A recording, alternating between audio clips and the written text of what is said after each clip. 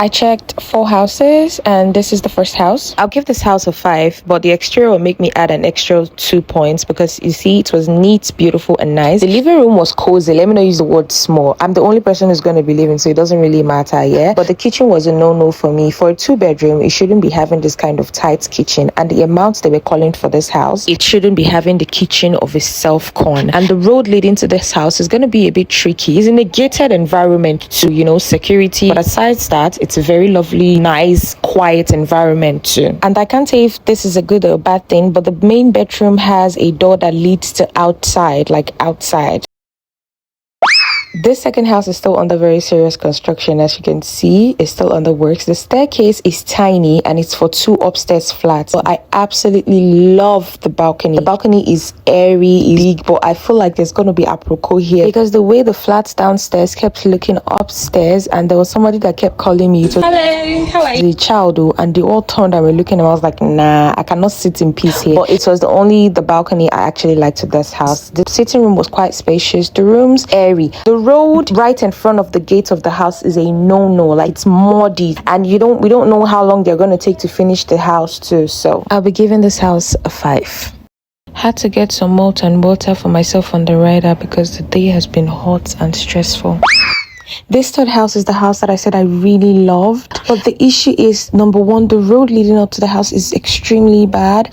The landlord lives in the house, but I don't think the landlord would be a problem, because for somebody to build this kind of house, trust me, the person wouldn't want an issue. I also had the pleasure to see the landlord's house upstairs because I was very friendly with the people that I met there, and for the first time I'm going to applaud the landlord for actually taking his time out to show that he loves himself or love themselves and love their tenants. Apartment is just like 2 or 3 people. And if you see the bathroom of this house, and the kitchen is quite moderate, but the bathrooms, you could just tell that the owner of this house built this house with love in his heart. And to think that I almost turned back because of the road leading to this house. Yo! Oh, look at the bedroom!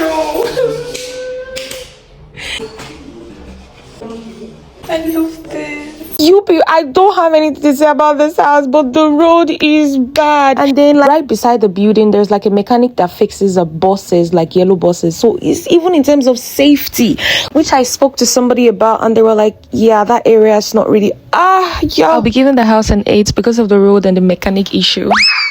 We're at the last house for today. My head is banging. This house, I didn't really know how to feel about it. It's a very big compound. It's supposed to be like a self-compound. So it seems like they demarcated the building and made it into 2 flats. Because even from the structure of the house, like when you enter the first apartment and the second apartment, you can tell that the first apartment is like maybe the master's bedroom, like, you know, master's kitchen and the rest of that. And then the other side of the house is like, okay, maybe another side of the house for like visitors or something.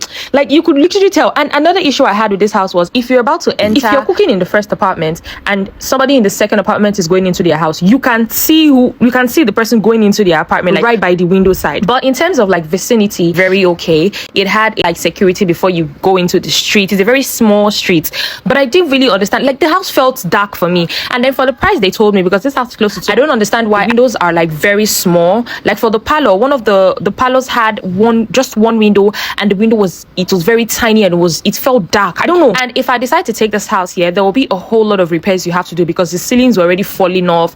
The kitchen you have to touch up. So there's just, I don't know. At this point, I don't even know if I'm being picky or not. What do you guys actually think though? Thank you for coming with me to go see my hair.